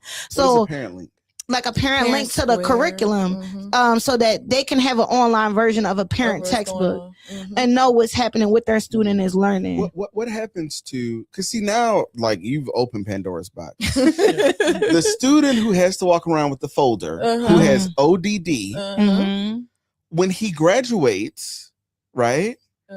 He can't take his folder to his first job. Does he take his folder to college? Yes, he does. Does he Accommodations. Accommodations can follow you to college. Yes. Can they follow you into That's your? how the people of the world stay the people of the world. They That's get how accommodations. The 1%ers stay the 1%ers. Oh, you think those people at Harvard don't have those accommodations? Wow. You can. Do you know? Let's really break it down. Did you know they just changed it? I think this year on the state test, you could still have your Meta glasses, right? You could still wear your Meta glasses, right? You can have an accommodation that says that you want to read aloud. What happens when you read aloud to some Meta glasses? It interprets it and feeds the answer. Okay, so you think that these SAT scores of 1,600 just came by luck? Or they are really brilliant? No, they have learned the system and put the system how to play it. Yeah, and but Let's that's talk about And then they have the access to the the diagnostician. diagnostician is their friend. And then boom, and then you You're get right the there. elevator. Mhm. You'll get in the elevator, and Keisha and Rashad, you go get on the stairs. Yeah, or you can't focus, so we getting you the Adderall. You need a little extra push. All of these things, you know, they try to give that stuff to our kids when they say that they have ADHD. Oh, they can't focus, but the dose is just not the same. With us, it's muting us, and with them, you're hyper focused, and now you're excelling, and now you're thriving. So it can function in so many different ways. And this is one thing that I haven't shared. So another thing that really, when I was growing up, I have a brother cousin, meaning like I'm the first on my maternal side to be married. So I didn't grow up in a house with any men. It was all women. My grandma, my aunt, my mom, and then my little cousin who was a boy. He's like my brother though, and me. We all lived in the same home. We were socialized pretty much the same because we're raised the same. We have two different educational experiences. He internalized, you know, our teen parents in the absence of his father completely different than me. And he did not thrive with tests, right? So he was called bad and defiant, and he has ADHD and he can't focus and he can't do this and he can't do that. I still see him as a baby, so it's hard for me to even say that. He's 26 now. In my mind, that's not true. In my mind, he's still like 15, but he's a 26-year-old man now. One of the most creative people you will ever meet. When he was 5 years old, he wanted to be a rapper. So we had a skating party and he got on stage and he rapped a whole song that he made himself. But he's creative in all mediums. That was never cultivated at school. He was only told that you are not, you know, you can't fit in this system. You're not going to be successful. And it took him to now being 26 and having other Black male mentors pour into him and show him like, son, maybe like school wasn't your thing. By the grace of God, he definitely graduated high school, but maybe school wasn't your thing. But like, you have all of these gifts and talents. Should go to a performance You have school. exactly. You have all of these gifts and talents. He could draw. He can design clothes. He can rap. He can write poetry. He's just so talented. But he did not fit in that system of school. He didn't have somebody like Miss Mary. My mom, Miss Mary. Yes, They would have put him right in that would line. have put him right. Yeah. He didn't have that. And I that used to bother me so much because now I was charged with, you know, keeping him sometimes. You know, that's my little brother. So I'm at home, I'm watching him. Our moms, you know, they're doing what they're doing. My grandmom, she's cleaning the schools. So I kept him and I saw that, but I'm a kid and Yeah, all I what knew can was you to say? protect him. Yeah. I didn't know how to cultivate at that Yeah. age. But how many of our boys are experiencing that? He couldn't sit still, but maybe if y'all would have gave him, other tools or mediums that would have caught his eye earlier on, Right. that could have been nourished. It becomes the outlet. It becomes an outlet. Exactly. My outlet was music. Like to this day, I sit in front of a piano, I pick up a trumpet, I pick up a saxophone, Mhm. and I feel better when I'm finished. Mhm. And so in elementary school, middle school, and high school, Mhm. I was in the band, and that was my outlet. I was good because I knew, okay, 2 more hours and I got band, right? And then what happens when you take that away? Yeah. You don't have a reason to even want to go to school. Yeah. That was the Mhm. same for me and for debate when I was at the high school for law enforcement. That was Oh, you what went kept there me. too? Yeah. It was a It cool. was a new regime though. Carol Mostit was the year. Was it the year? Well, I think a the year year that I before. left. The year that I left was Dr. Morris's last year. Mhm. The next year was Carol Mostit, because if Morris was there, I would have graduated from law enforcement. But My mom's best friend. I'm trying to think of that man's name. Lincoln Petaway. Is that his Mr. Petaway, Yeah, I that was remember my Mr. mom's best friend. Petaway. Back when Houston Black Democrats was Houston Black Democrats. Wow, He was in the teachers Mr. union. Petaway. Yeah. That's wow. He used to come to my mom's house every day. That is wow. Every Saturday, not every day. Mhm. Yeah. And so, how did you get into activism? Like, what is your link to all of this? What is my link? What's your I like origin to tell story? people that my mom was sitting in the audience when Malcolm X was assassinated. My mom was a child with my grandmother. Mm. My grandmother, Adam Clayton Powell used to call the house. It's in New York City. So these are politicians in New York City. Used to call a house. That was my life. I was the child that introduced Sylvester Turner, introduced Lee P. Brown, introduced what's the other black mayor? I introduced them at every speaking gala. Like, I remember when Sylvester Turner ran for the first time and they said they got me. I was at North Forest, Oak Village Middle School, the black school district. Mhm. Get Ada to speak. So I've been there since the very beginning. So when people say, "Oh, it's it's great you're getting in politics," baby, I was Right. born. Well, what it is, some people get this. I was there. They get this view that if you're not a member of their club, yeah, Mhm. and if you don't come to their forum, yeah, then you're valued that much less. Not understanding there's a whole world out there. So baby. So I've been doing this this From the Streets interview series, and when you get outside of the Democratic clubs or the advocacy organizations, you see there's a whole nother world out there. Yeah. So did you go to North Forest High I went to schools? Oak Village Middle School. So I started off in private school, black private school, because my mom is from New York. So Okay. she only knew that private school way. She was working at Department of Health Services. She was passing out the people food stamps, and she put myself in private. So she put me in private school, my little brother in private school. So we went to Our Mother Mercy. So there's St. Okay, Agnes, and then yeah, there's Our Mother yeah, Mercy, which yeah. is the black Catholic. Mhm. It's closed now, but that was the big black cat. That Mhm. anybody that was somebody that was anybody was at Mhm. either St. Agnes or Our Mhm. Mother Mercy. Mhm. So I went to Our Mother Mercy. Then my mom decided to get into education. She started at Phyllis. Well, she started at Forest Brook and Smiley. She was subbing, and then Mhm. she started at Phyllis Wheatley High School. Mhm. And when she started at Phyllis Wheatley High School, we were still going to Mount Zion. Because I went to Mount Zion too. That's on Mhm. Homestead and Langley, I believe. Mhm. Mr. Pastor Lightfoot, he's a big man. Mhm. He's dead now. Rest his soul. Rest in soul. Yeah, so we went there. I was educated there, and then once my mom really got into the public education system, she moved me into North Forest, because North Forest was the black. That's where she bought a Yes. house. North Yes. Forest was where the Maxine black people. Seals. Your Maxine Seals. That's where you get. Mhm. Oh, what's the other lady's name? I can see it. They all were at my mom's Mhm. house. My mom was really big into politics, and she came from New York, where unions was everything. Yeah. And you did this, and my mom was the one sitting at the table at the counter at what you call it place? Woolworths. Woolworth. My mama Woolworth, was sitting at the yeah. counters. That's my mama. Yeah. So my mom and my grandma. So when we get to Houston, or when she moves to Houston, we kind of get involved in the black, Mhm. Democratic, progressive, different Mhm. things like that. And so then she moved me into North Forest. Best decision in her life. Wow. elevated enough for us. That's where there were Black teachers who also went to the school, who stayed, like Miss Howard still stays around the corner from my mom to this day. She was the choir teacher. The other teacher lived around the corner. So it was nowhere for me to go. Like I was mad. They was coming to knock on my mom's door. And then from there, my mom went from Wheatley. She moved to Kashmere. And Jesus Christ, I really thought I was going to go to St. Anne's. I really, really thought, I was, Mom, I'm tired of being around all these Black people. Take me to St. Anne's. She said no. And she brought me to Kashmere with her.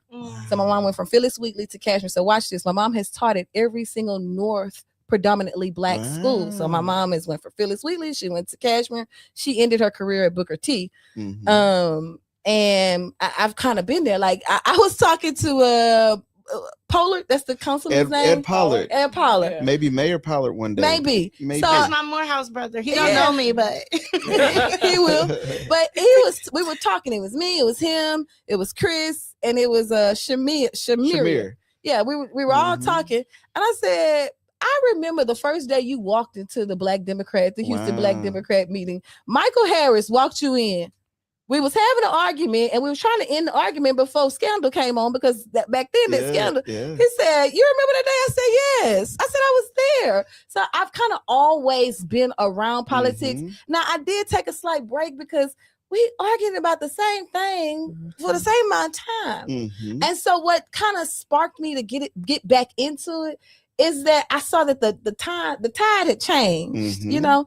And my mama, I love her to death, but she's a baby boomer. And she is enthused by what? Chili dogs that Adrian Garcia gonna give out. Right now, it's gonna give us a barbecue sandwich. And Sheila Jackson Lee gonna do what? You're gonna get the same sign. God rest her soul. But she had the same political signs her whole career. And the baby boomers, it was a fight between the Houston Democratic and the baby boomers. The baby boomers wasn't giving up. You know, they had the ties with Whitmire. They had the ties. Like I remember John Whitmire when we didn't let him in the meetings. Right. I was there. Right. I was listening the first time. Yeah. Back in the day when I can't even say these people's names, but back in the day. Yeah. How did that? This not even my podcast. What you about to ask a question? Baby, she didn't play that when Carol Mims Galloway was over Houston Black Democrat. She didn't play that. We wasn't. No. I need to check on her. Being so Please proximate. do. That's my mom's friend. Please do. She's good. Being so proximate to all of that, how did that impact the way that you showed up in the classroom? Oh, baby, I wasn't supposed to be no teacher. I had got laid off on my my other job, and then the private school said, "Hey, you look really good. Why don't you come over here?" I first of all, I quit every day because of the systems and the different things. You know, like me, I'm so connected in different things.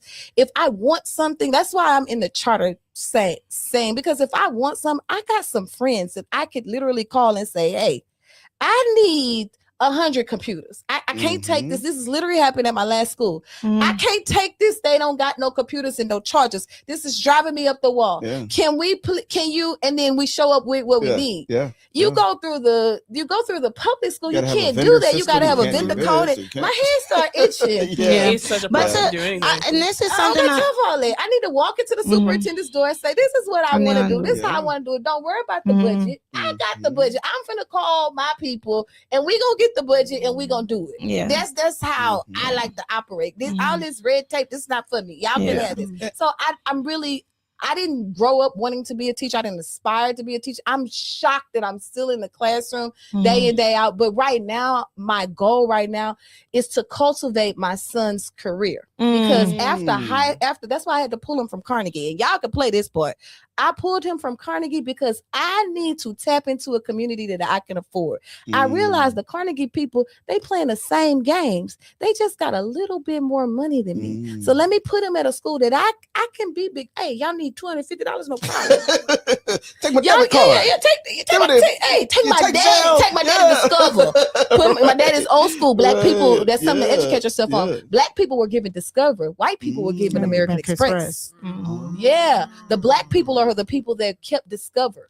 So if you ever see an old black person, my mom is 1988. It say 1988 on her Discover card.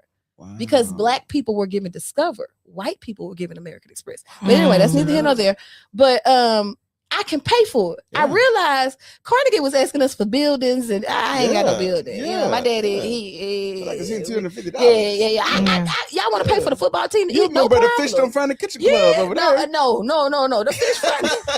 The fish fry don't good in the find the kitchen. but that's where I have these conversations with my mom, Mhm. and every day I be about to quit. Mama, this is more than I can bear. This kid really can't read. Like Trusty Kathy Blue Bluford Daniels, she know my Daniels. mama. What She she said, say? "Who is her mom?" So tell her who your mom is. So She know my mama. Kathy Bluford Daniels very well knows my mama. But she may not know. Linda who Murray. My mom is Linda Murray. Okay, Linda Murray. My mom's Linda Murray. Mhm. I remember when Kathy Bluford Daniels worked That at name sounds familiar to me, too.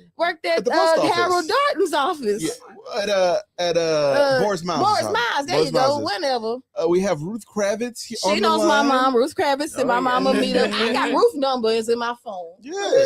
Dawn Jones is on. Robert Williams. Deacon Robert Williams. He know my mama. Shay Jordan Smith is on. He said, "Is this Bible study?" That was when you were going earlier. Hey, Shay. Yeah, everybody I loves love some him. Shay. He's Yeah. amazing. That's He's that's great. who I looked at the Tellerico thing. When I looked and it wasn't going the way it wanted to look, I looked at him and I just put my head down. Okay, speaking of, and you almost are in costume today because you had on a vest roughly the same color. You were the only black with a vest. I was the only black. I was so disappointed. So tell me this: what was that like for you? And tell me about your excitement about the campaign, what this means, to you. So first of all, let's start with this. I think this is very important. Mhm. I don't know what kind of text y'all get, but Chris Menefee's campaign was the first to originally text and say, "Hey, they need volunteers because this is a thing," right? Okay. So I signed up with Chris Menefee, right? I Uh-huh. signed up through the link that they sent me through him, right? Mm. I signed up and I don't hear anything.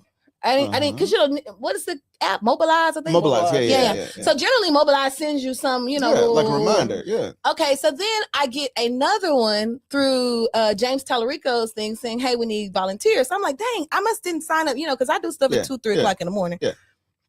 I must didn't sign up. Let me sign up. But on that particular one, I put a different email, right? So I put a different email. Now, I didn't realize this until after the event happened. So under the Chris Menefee, they sent me this long message about, "We so sorry, thank you so much, but we full. We don't need no more volunteers." It's a true story. I'm not lying. It said we need no more volunteers. But under the Tallarico one, they sent me the address and what time I was supposed to be there, all these different things.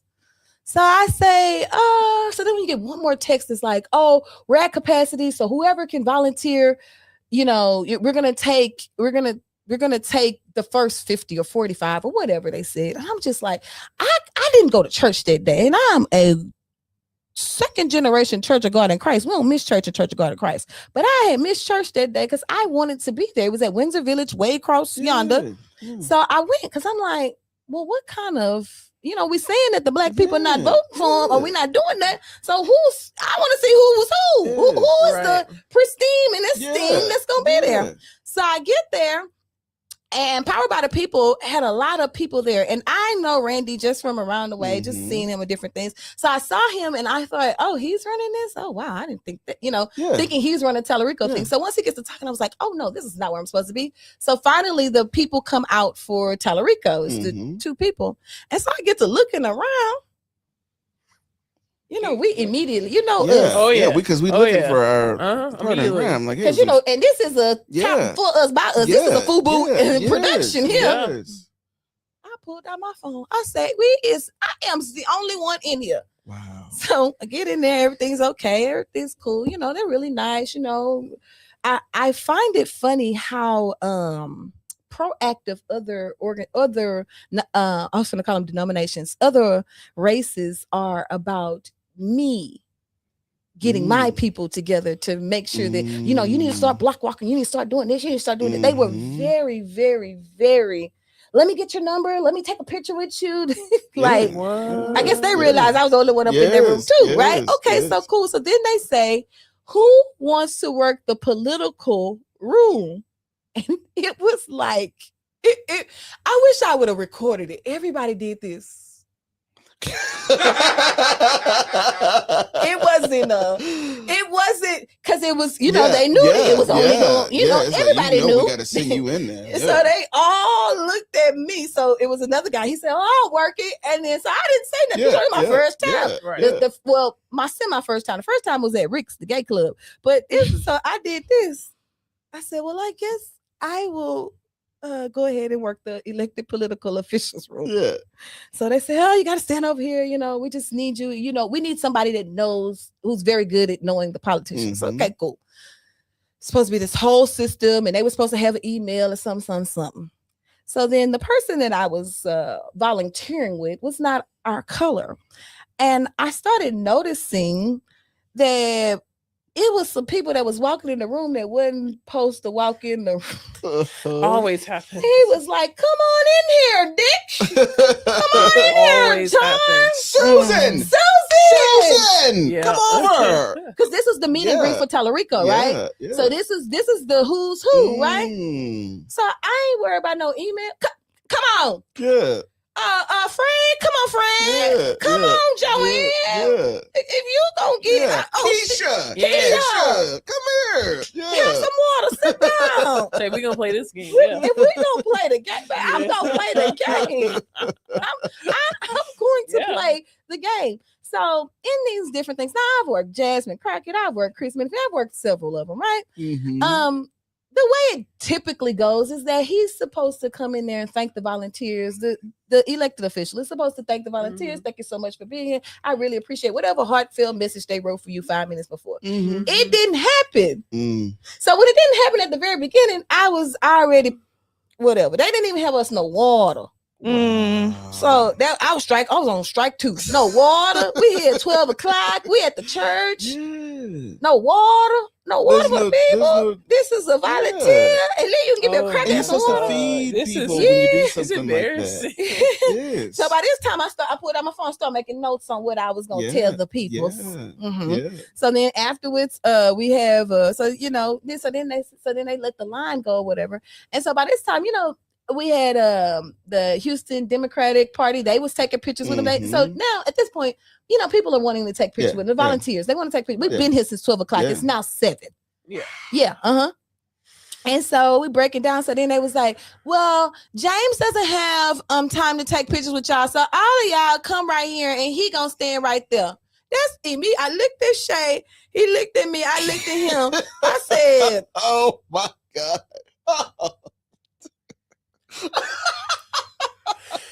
I was so mad, and I couldn't. It would have been obvious because I still had that yellow vest on, so I couldn't just walk out. You know, they would have said the black girl walking out, so I couldn't walk out. I said, "What?" He never said, "I thank you, I appreciate you." Like that's what. So, baby, when I meticulously vilified him on that email to those people and told them, if you do not have the Southern hospitality to thank someone who has stood for 6 hours, what kind of campaign are we running? Mm. Have you lost your mind? That Yeah. so And embarrassing. I read them. It wasn't filth, but I read them every right in the book. They probably was like, Yeah. they probably was Googling me. Yeah. I'll Yeah. also say cultural competence is a thing. It's a Yes. And must. because I've been very critical of Tallarico, I will be voting for Tallarico because we don't got no choices. Yeah, I mean, Right? I mean, truth is, I'm tired. I'm tired. yeah. Options are few. Yeah. Right. Right. So yes, he gets my vote.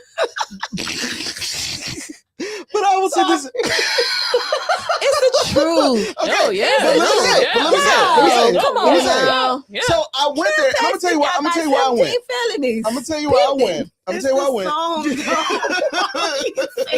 went. Take me to the king. The king So- of Big Gabby. So it was Tangi Smith. I was on the phone with her, and she was like, "Are you going?" I was like, "Hell no, I'm not going to that." I thought you was there. I said I wasn't going to go. Oh, So I was okay. like, "I'm not going." I'm like, I'm laying in the bed, chilling, and she's like, Darrell, but this is for us. And then I thought about it because like Stevie was like, hey y'all, this is us, Yeah. right? Black girls who like to Yeah. brunch. I mess up the name every time. You know what I'm talking about, Erica. Yeah, I put her in the Yes. room too. I put her in the room too. I put a She girl I was- thought she looked like her. I put her in the Put room. her in And there. then Put her in there. Come on here. ask Black Girls Who Brunch. I swear to God, I went told. I said, girl, it's a girl in here I thought was you. Yeah, And and now you in here too. and then they had told him. She went up there, took a picture, and they was like, media not supposed to be in here. I turned my head so Oh, fast. But I put her in the room yes. after. Black Girls Who Brunch. You know, everybody else. Angel Courtney. and Courtney. Yeah. You know, Shay July. talked about it. July Shay, talked about it. If he was and there, I they're would put him in the "Hey, room too. This is our I was like, okay, I'm gonna go tangent. Uh-huh. So I went, but I'm watching these volunteers with these vests on, right? Mhm. And it's clear they don't know how to deal with black people. You You cannot tap this. You cannot tap this 60-some-year-old black woman on her shoulder to get her attention. you better Do not. Hey. yeah. Whoa. Yeah. Baby, I did like this. what? Excuse me. Yeah. I'm like, Uh-uh. And you telling them start- to move, and Yeah. Chris was still up there preaching to us. Yeah. Tellerica was I'm over like, there using the wow. bathroom, and they was trying to get him to July move. had to intercede with somebody like, Yeah. actually, this is such and such. So you don't have Yeah. anyone there to kind of No. know. This was at the Loop. This no, is, this is at Windsor Village with Windsor Kirby Village. John Codwell. Yes.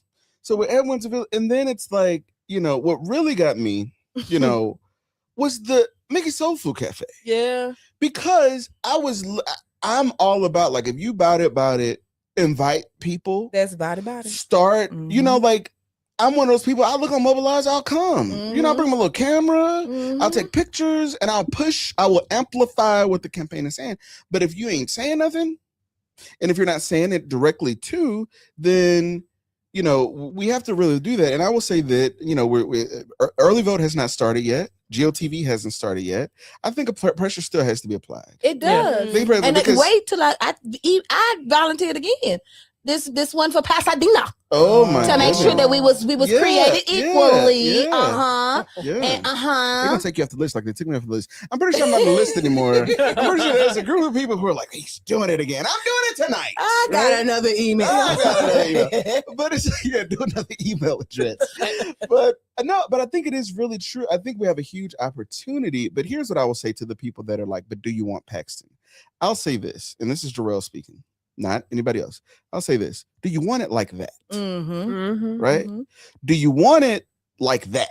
Right? Do you want it to go blue where you're still sitting in the back of the bus? Do you Right. want it to go blue where your people don't get invited to the political thing? Yeah. Do you want it to go blue, or do you want it to go blue where you have equal footing, where you are respected, where your Voice is community heard. is Yes. actually reached out to, where the candidate is not just showing up Yeah, to right. Kirby and Chapman, Uh-huh. but is sending out a mobilize and inviting people to come. Exactly. And Like, buy you're a in the round of loop. shots. Yeah. That's on my Buy a name. round of shots. Come on.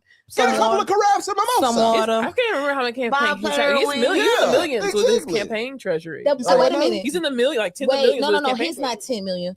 He is 25 million. There is a huge difference Yes. between Gina Hinojosa's campaign Yes. and Tallarico's campaign. Right. My mama had pulled out her checkbook. I told that baby boomer, put that checkbook Put that away. We Put can it up. argue to this. I'm not taking a Yes. dollar because there is a huge difference. Yeah. Have you ever seen somebody buy $30 shirts at 10 a pop? Wow. 10. She said, I need 10. You say you need 10. These shirts is $30. You got 10 people to get a shirt to? Yes. Do you know what Yes. kind of money? Them shirts cost what? Yeah, $3.29. they're insanely expensive. Because yeah. it's one color. It's black. And you know, and Yeah. I say this about there's a certain see, I've been getting better because I was about to say a name, but I will say there's a certain pastor who hosts a summer program at a very small church, and it is admirable. But I'll see him on the Republicans' campaign finance reports. Child, that's a plenty You know of what I'm you ain't talking said You nothing. know what I'm talking about? That's plenty of And so I look at it and I'm like, will you sell your soul for $5 at Absolutely. Little Oh, yeah. Caesars Pizza? I have Oh, heard yeah. them say it in the pulpit. For Little Caesars Pizza for your summer program, Uh-huh, right? yeah. Will you sell your soul for $250 Yes, they on a will. campaign finance report? Yes. Right.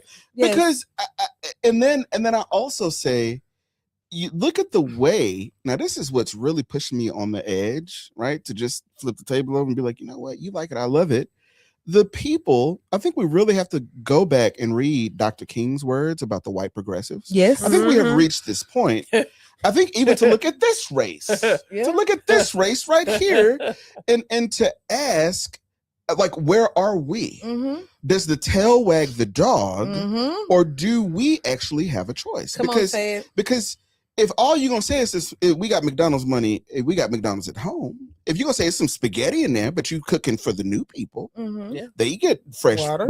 stuff. They get water. Too. Mhm. And so if you're not, it's one thing to get an earned media article in the Defender. It's another thing to actually pay for ads in Come the on, Defender. there's a big Right. difference. There's a big difference. There's Yes. one thing to do visits on podcasts. There's another thing to actually invest in the community that you're actually courting. Yes. And we have to be politically astute enough to say, no, you do not get to get the selfie Yes. at Savoy.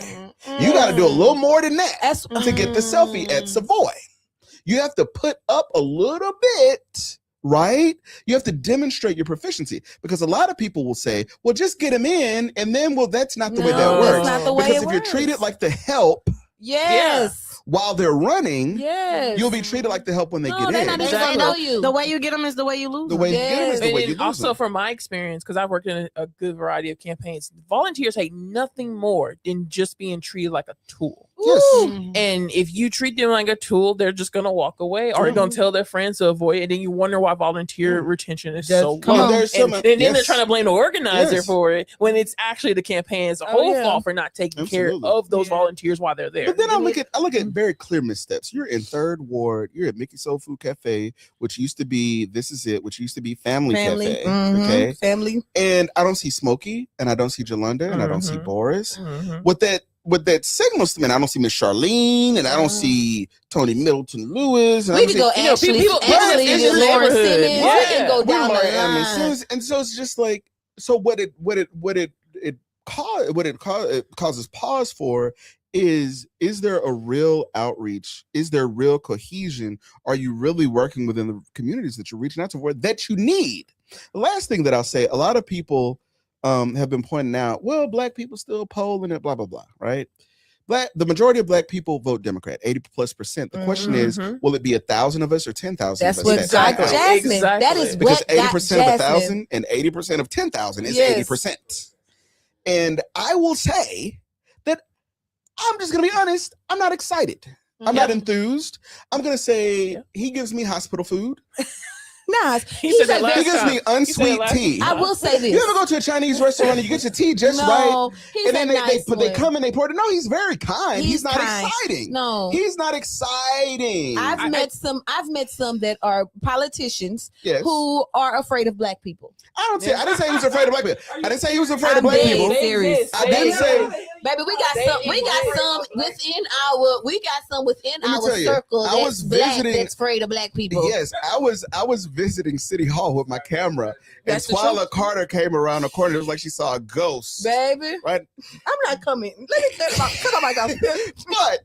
but I will say this. I will say, I think there's an element of excitement that, as a Black man who grew up in the South, who watched Sylvester Turner and Sheila Jackson Lee and Harold Dutton and ... I know. Hey, I'm talking about his ability to inspire a crowd. Yes. You look at what Tashiana Tucker Yes. for SBO Yes, E4 did. Go for it. That is the prerequisite to get my community. You got to make me feel it. Feel it. Right. Now, I'm Yeah. not saying that he's not a good politician. I'm not saying that he doesn't have very good policy. He I'm does. saying that he's Well- boring in the same way that all red is boring. But at the same time, the way your campaign operates is a reflection of you. It is Your a reflection of you. campaign is not And I'll operating also the way. say, have you ever got a job and on the first day, like say at a call center or something, and the first day you fill out your paperwork, and then that second day they make you watch that video, that HR video about sexual harassment?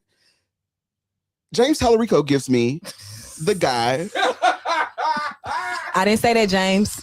He I gives it. didn't No, either. I'm gonna say it because James, I'm James, gonna call I a thing love a thing. I'm James. gonna call a thing a thing. James, No, I'm gonna call a thing a thing. James. Welcome to Svetco. It's almost like AI, a Like little robotic. bit. Robotic. It's very Tatiana, robotic. don't say nothing. No, I'm just I'm- being no. honest. No. She's an educator. She's helping me with my words, He with my needs creative no words. help with his vernacular. Yeah, He needs no vernacular. help with his vernacular. No. Vernacular. So it's like this, and here's No. what happens every time, and I'm gonna tell y'all what happens every time. Every time they give us MJ, what was her name? MJ something? Hager. MJ Hager. They say, "Oh, she'll appeal to the middle." Who She's is MJ Hager? you don't even was remember. the- You don't even remember. She was MJ the Hager was U.S. Royce Senate. West. That's way Yes. Oh, Yes, baby. and we had a perfectly said Royce good Royce West, Senator Royce West up in Dallas, Oh, right? yeah. But no, they Okay. had her with her tattoo and her Rosie the Riveter, stuff, because that was gonna work, right? They give us hospital food and they just say, like it, be excited. Mm. And I know my brother and my cousin, I'm in the barber shop. I'm Mm. telling you, stop doing this. We don't Mm. want the broccoli. Can you at least add some olive oil and season it up real good? Some slap your No. mama, make it taste like something. The reason they do that is because they still have this idea that we can still appeal to Republicans. And I'm Why like, are they doing that? Anybody, because and they here's the still thing. want Republican And votes. you know what's worse? Here's what's worse. They say, I agree what with do you you. want, Paxton? And it's like, no, Susan, y'all gave us Trump. Exactly. Y'all did. So no, That's I do not Susan. want Paxton. So instead of trying to talk at the cookout, we need you to talk to Meemaw and Pawpaw at the Thanksgiving table. Because they are the And ones. Antonio and Baby Maria. boomers. Because I'm gonna tell you, 80+% of black people vote for Democrats. Yes. Mhm. It's 50-50-ish When they for have- both with the white Hispanic. and Mhm. Hispanic Mhm. households. So do not talk at the cookout. The 20% of the Maria. black males, though, Darrell. You need to talk at the quinceañera. Go talk to abuelo, abuela, tío. Okay, Tia. Bobby Polito. No, I'm telling you. Listen, and it's the truth because you're trying to tell. For me to go out with my camera. Oh, yeah, this is what we doing around here, Tatiana. For me to go out with my camera and my He needs some microphone and say, "Hey, black person, what do you think?" And for some of y'all to say they're politically ignorant and what do you want? Oh, yeah, Tax saying all Paxton? kinds of crazy Oh, I shit. got screenshots. I'm gonna light y'all asses up after this election. We're gonna have a whole thing. We're gonna go through my DMs. I'm gonna say this: if you don't vote for Talarico, then who you gonna vote for? You gonna Well, vote see, for Paxton? Ham but see, sandwich. here's the problem. Here's what you Okay, fail to realize. please, The option for black people is not twofold. It's not Mm-mm. binary. It's very nuanced. Mhm. The question is not Paxton or Talarico. That's what it probably looks like from your vantage point. But the real option is Talarico or not to vote.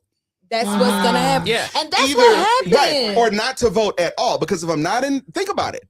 What gets people off their asses to the polls is an exciting candidate that they're fired up about. Mhm. It's Yeah. not the 3 points on your pamphlet. Yeah. It's not. It is But what we- they feel When right they speak here. with you. When they speak with you and when you feel that Yes. they're there. That's what gets them off the couch. So sans that, what we're trying to say is people are going to sit at home. And if you do a half-assed Sunday fun day where you show up and take Mhm. pictures of And it was people, empty. instead of being meaningful and actually reaching out and saying, come to Savoy, Mhm. come to Chapman and Yeah. Kirby. Yeah. I'm doing a That's in my next $5,000 bar spend. That's in my Bring your email. friends. That's my next email. Yeah. That's my Okay, next email. that's the way you do that. So if Mm. you're watching, do that shit next time. That's the way you do it. But- You say, right? Because I It's tell 2 you- times in a row he's done this though. No, He's no, been no, in no. our neighborhood. I have a question though. This is my question. Mm. So he pledged 25 million to the grassroots organizations, right? He pledged what? 25 million. That was Well, he pledged. Let me tell you what he did. He pledged 25 million to Black Outreach with an asterisk over it, and to me that was very stupid. And here's why it was stupid: because now he has concretely put himself in a box, and as we get closer and Mhm. thereafter, right, we can look back and see if he Like, did it or not. yeah, where's the 25 million? Yeah, Everybody's okay, asking already. and that's what Yeah. I'm going to say to that is that's the same thing that happened in Kamala's campaign. They said the grassroots companies were coming. You were going to get the money. You were Yeah, going to get the money. yeah. So that we started spending. Mhm. You know us, we black and brown. We spend before we have it, and then they started saying, "Hey, the money haven't trickled down." And that's what I'm afraid is going to happen. Is that where is this 25 million? Because we got how many days? We No, had let me tell 82. you, let We me had tell you, 80. Yeah. You got a couple of people that's gonna get some Little Caesars hot and ready's. Yes. You're gonna see some $250 campaign contributions, and then there's a consulting firm in Virginia that's gonna get $1 million at a time. Exactly. There's an ad buyer in DC that is gonna get that, and that is what we continue to see. So, can we turn Texas blue? Yes. Yes. Should we turn Texas blue? Absolutely. But we Purple. also have to understand what this looks like. And then the last thing that I will say, Deaconess July McShay points this out very well. Okay, very well, that if you really want to have impact on Texas, it's the Texas legislature. It is the governor, it is that state senate, and it is that state house that actually have the purse strings. It's that infrastructure that decides whether Mike Morath is still down there doing what he's doing or not. That if Mike Miles is going to be able to do what he does or not, I'm voting for Tallarico. Tallarico will be one of 100 U.S. senators. Okay, That's true. he will be one of 100, and I'm not saying that we shouldn't vote for him. I'm just saying let's compare the two. And if I had $100 that I could donate, I would donate all 100 Gina Hinojosa and legislature on down. I would do. Yeah. And I That's would what I told also my mama. donate. That's I would what I told also my mama. donate to. Let's not forget Letitia Plummer. Yes, my spelling sister. Letitia Plummer. Yes, she did. Letitia Plummer. Let me tell you something. It's a Oh, place. you Pass it got over here. one. Place it over here. Letitia Plummer. I'm hosting a fundraiser for Letitia Plummer. For Letitia Plummer. And I like these push cards too. I like Baby, these she push got cards. thick. She got the 40 She got, 20. this is heavy. Heavy. Okay. I believe in Yes. I volunteer. I'm not taking one. So we're hosting a fundraiser for her on September 15th. I ain't get invited. September 15th. This is a I monopoly. like that. It's a plumber summer. It's It's a very plumber catchy. summer. Ain't nobody Absolutely. invite me. I got $100. There you I go. do too. State and local races, and I think that we really. I got Oh, While we- time's up. Oh, Sorry, wait, time's but up. while we talking about judges, I also want to shout out Judge Catherine Thomas. She's doing amazing things. Hey, yeah. She's the youngest elected Who? judge. Judge Catherine Thomas, the youngest Ooh. elected judge in the whole state of Texas. She's the first judge to pilot a youth recidivism court, which means she's giving young people nonviolent offenders. What's her name again? Judge Catherine Thomas. You need her on here, Darrell. Ooh. She's doing amazing things. Amazing things. She's also a Spelman woman as well. But she piloted the first youth recidivism course. So nonviolent offenders from 18 to 25 have the opportunity to get their record expunged after they go through a program through her court with community partners, and they're getting like job placement, mental health resources, and a lot of other amazing things. So I did just want to say that. I know we out of time. Absolutely. Let me tell you. Thank y'all so much for doing this. Yeah. I am so. Oh, you filled my cup. She Tashiana did. Yeah, really did. Tucker. Out to Tashiana. Tashiana, Shout let me tell out, you. sis. Listen, Yeah. How did you come up with your name? Your parents? how do they? You got a story on that? Yeah, go My ahead. daddy named me. Okay. So, Fresh Prince of Bel-Air, Tatiana. Yeah. Okay. Yes. Tatiana Ali. Yeah, Tatiana Ali. He had an insane crush on her. I mean, he was like 18, who didn't at that time. Mhm. And he just finessed it a little bit. So he There you was go. like, you gotta be a little different. There He you named me go. There you Tatiana. go. Yeah. Well, thank you so much to Antonio Maldonado, our resident 134 precinct chair, to Ada Wicks. Woo! Ada Educator Wicks, extraordinaire. Educator extraordinaire. Jesus. Yes.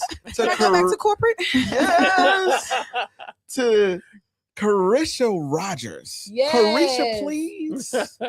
And last but not least, Tashiana Tucker. If I don't get the link, it's a conspiracy. Everybody, listen, everybody, and Shay asked for it too. So everybody, if you do not know, if you're a precinct chair, this In District 4. In I still District can get my 4. likes on Zoom. in District 4, This Saturday. this Saturday, Tashiana will be nominated. Amen. I'm going to claim that. Tashiana will be nominated. Amen. Speaking And, into those speaking they into were. existence. Absolutely. Come on. And to those of y'all out there, listen, it is, it's quiet on the creek, but it's loud in the streets. actually. it's right. I'm gonna do that So- for my figurative language. Come on, teach So- my lesson for me. At the same time, while and I'm there, I'm in the barbershops, I'm in the beauty shops. I was in the cut the other day interviewing people, and it's a lot of our people who do not know that it is an election. We need to let them know that it's an election. The 2 or 3 people that are around you, just bring it up, right? Mhm. And let people know who these candidates are and how excited you are about them. Early vote starts October 19th. So we're like 60-ish days out. Mhm. And, I think I um, said 70 something. Yeah, he needs to go and buy some wings at Savoy. I'm gonna put that in my Wings email. They in listened to there. me in my last email. We got 2 black people on the 2. Maybe there'll be 3 next time. We'll get 3 black people. Well, Darrell, you gonna I'm not doing it. I'm not doing it. And then last but not least, to those of y'all that are watching, thank you for what you do. Not only watching this show, but like I know y'all are out there, y'all are working. And in the words of the great Jerry Springer, take care of yourselves and each other. He Bye, says that. guys. Bye.